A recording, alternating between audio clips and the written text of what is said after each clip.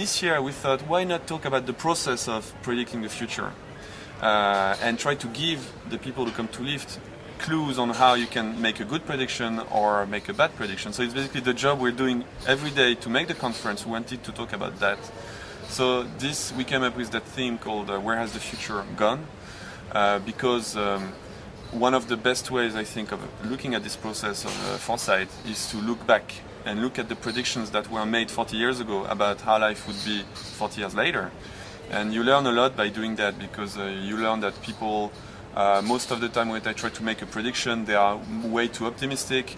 They forget a lot of elements like the way users react, the way that the fact that users don't use technology for its own purpose. They invent some new purpose for technology. That most of the time when you make a prediction, you talk about your own fears rather than about the future.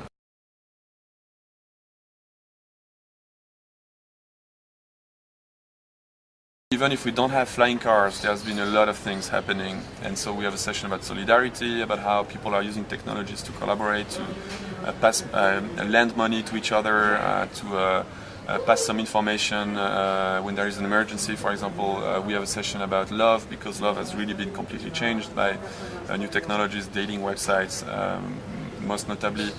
We have a session about designing for the future, how you are supposed as a designer to incorporate the fact that society changes very fast. So you have to create a product, you need 5 years, you start working on your product, and 2 years later there's a new invention that changes everything. So what do you do? So that's the kind of topics we're going to be covering.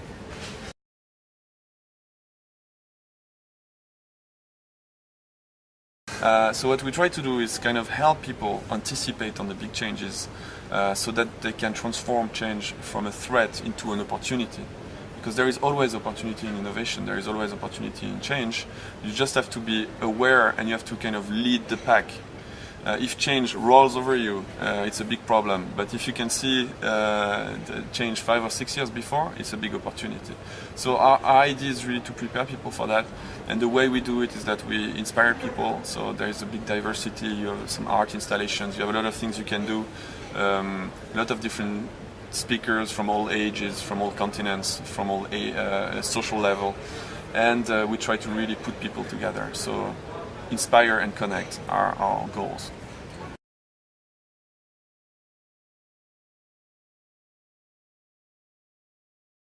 The problem at conferences is that there is a lot of attention, and it's getting bad when you have some people using the conference as a platform to do some aggressive promotion.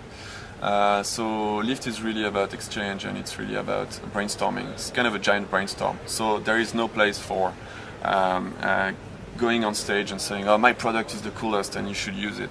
So you would just put this rule in place so that everybody has a better experience. And we are very strict on that, because if you allow one person to pitch his whatever, then everybody will want to pitch.